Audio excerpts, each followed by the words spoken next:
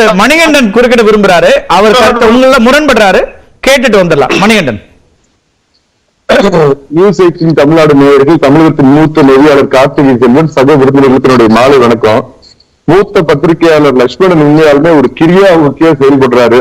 இவருடைய கருத்து கேட்டாங்கன்னா ரொம்ப சோர்ந்து போயிருக்கிற பன்னீர்செல்வம் அணியினர் பாத்தீங்கன்னா ஏதோ கொஞ்சம் அப்படியே உயிர் வந்த மாதிரி கொஞ்சம் ஒரு நைட்டுக்காக நல்லா நிம்மதியா தூங்குவாங்கன்னு நினைக்கிறேன். கார்த்திகை செல்வன் உண்டாக்கல லட்சுமணன் ஒரு பாயிண்ட் மட்டும் சொல்றேன். நான் கிரியா ஓபிஎஸ்க்கு மட்டுமல்ல, ஆண்மையற்றவர் குருமூர்த்தி எடப்பாடி விமர்சிச்ச போது முதல்ல கோபப்பட்ட ஒரே பத்திரிகையாளர் நான் தான். எடப்பாடிக்காகவும் நான் தான் கிரியா ஓகேயா இருந்தேன். மணிகண்டன். நன்றி.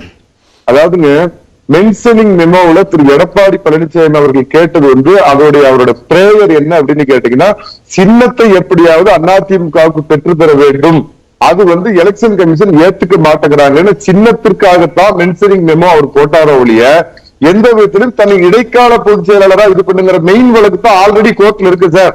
அதனால அதை பத்தி ஏதாவது ஒண்ணு சொல்லுவாங்க, எசன்ஸ் ஆஃப் பிரேயர் பாங்க. அந்த எசன்ஸ் ஆஃப் பிரேயர் பாத்தீங்க அப்படின்னா சின்னம் பெற வேண்டும் என்ற நோக்கத்தில் சட்ட ரீதியாக முதல்ல திரு எடப்பாடி பழனிசாமி அவர்கள் ஜெயிச்சாருங்க.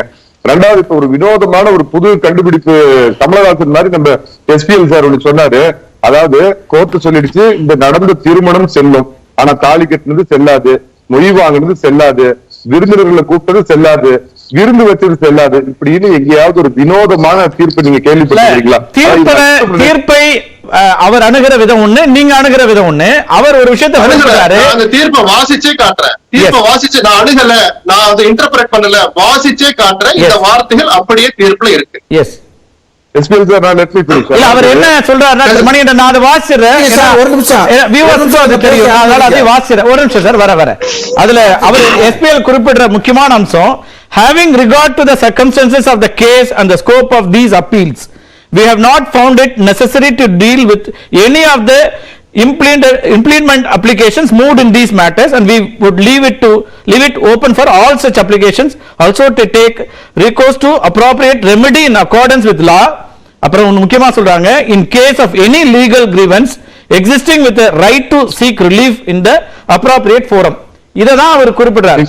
எஸ், மிகச்சரிங்க. அதை நானும் மாறுபடவே இல்லை, மறுக்கவே இல்லை. அதோட அர்த்தம் என்னன்னு கேட்டீங்கன்னா, இது ஏதோ ஒரு வர்த்தக நிறுவனத்துக்கு இடையே நடந்த வழக்கோ தனிப்பட்ட ஒருத்தருக்கு இடையே நடந்த வழக்கு இல்ல, ஜனநாயக ரீதியாக இயங்கிக் கொண்டிருக்கிற ஒரு கட்சி சம்பந்தப்பட்ட பிரச்சனை அப்படிங்கறதுனால உச்ச நீதிமன்றம் மிக மிக கவனமா இதை கையாண்டிருக்கு நினைக்கிறேன். என்னன்னா, எந்த ஒரு காலத்திலும் இல்ல எங்களுக்கு நீதி மறுக்கப்பட்டது அப்படின்னு ஒரு தரப்பு குற்றம் சாட்டிவிடக் கூடாது அப்படிங்கிறதுக்காக முக்கியமா அவருடைய பிரேயர் என்னவோ அந்த பிரேயருக்குரிய தீர்ப்பு கிடைக்கல, அவருக்கு தள்ளுபடி பண்ணிட்டு அதுக்கு மேல உங்களுக்கு இதுலதான் கிரிவன்சஸ் இருந்ததுன்னா சிவில் நீதிமன்றத்துக்கு போங்கிற ஒரு வாய்ப்பை உங்களுக்கு கொடுத்திருக்குது. அதை பற்றி கவலை இல்லை. ஏற்கனவே ஒரு அம்மா சிவில் நீதிமன்றத்துல போய் 4.5 வருஷமா நான் தான் பொதுச் செயலாளர் சொல்லிட்டு இருக்காங்க. கூடுதலா பெண்டிங்ல இருக்கு. அந்த கணக்குல பார்த்தோம்னா அவங்க பொதுச் செயலாளர்னு சொல்ற கிளைம் இன்னைக்கும் இருக்கு. ஏன்னா அந்த சூட் இன்னும் பெண்டிங்ல இருக்கு. கார்த்திகை சார் என்ன அலோவ் பண்ணுங்க. சுப்ரத்தின் சார் உங்களுக்கு வர அவருடைய கருத்தை கேட்டாலும் நீங்க மறுக்க முடியும். வர நிறைய மணிகண்டன் முடிச்சிட்டு வர அவர் பேசிட்டு இருக்காரு. இல்ல இல்ல sir, civil suit is pending with Mr. Jayachandran, Honorable Justice of High Court of Madras. It is pending with Honorable Justice. Manikandan முடிச்சிட்டு உங்களுக்கு வர சுப்ரத்தின் மணிகண்டன், நீங்க ரைட் டைம்ல இன்டர்வியூ பண்ணாதே என்ன கரெக்டா இருக்கு சார். அப்புறம் பேசுங்க சார். பாவம் உங்க மேல பரிதாபப்பட்டு நான் அமைதியா இருக்கேன். கொஞ்சம் அமைதியா இருக்கு, நான் பேசி முடிச்சிடுறேன் சார். நான் முடிச்சிடுறேன். என்னன்னு கேட்டீங்க அப்படின்னா, அவங்களுக்கு சார் ஆரம்பத்துல இருந்தே சட்டம் அதை குடிச்சிட்டு அவங்க தொங்குனாங்க. அவங்களுக்கு இனிமேல் டென்னிஸ் கோர்ட்டு, ஃபுட் கோர்ட்டு, ஐநா கோர்ட்டு இருக்குது, அவங்க எங்க வேணாலும் போகட்டும். ஆனா இந்த இடைப்பட்ட நேரத்தில் திரு எடப்பாடி பழனிசாமி அவர்கள் தொட முடியாத உயரத்திற்கு சென்று விடுவார். அதனால அந்த அம்மாவோட சேர்ந்து இவங்களும் பின்னாடி ஒரு கேஸ் போடட்டும், பெண்டிங்ல இருக்கட்டும், நடத்துங்க. கட்சி என்பது திரு எடப்பாடி பழனிசாமி புரட்சி தலைவருக்கு, புரட்சி தலைவிக்கு பின்னாடி இந்த கட்சியை வழிநடத்தக்கூடியவர் திரு எடப்பாடி பழனிசாமி என்று தொண்டர்களுடைய உணர்வையும் நிர்வாகிகளுடைய உணர்வையும் இன்னைக்கு என்டாஸ் பண்ணியிருக்கு உச்ச நீதிமன்றத்தினுடைய தீர்ப்பு. திரு சுப்ரத்தினம். எஸ்.